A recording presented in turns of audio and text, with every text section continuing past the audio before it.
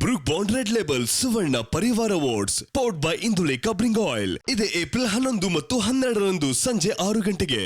ಇವಾಗ rapid fire question start ಮಾಡ್ಬಿಡ್ತೀನಿ. So ನಿಮ್ಮ ಮೊದಲನೇ ಪ್ರಶ್ನೆ, ನಿಮ್ಮ ಕೆಲಸದ ಉತ್ತಮ ಭಾಗ ಯಾವುದು?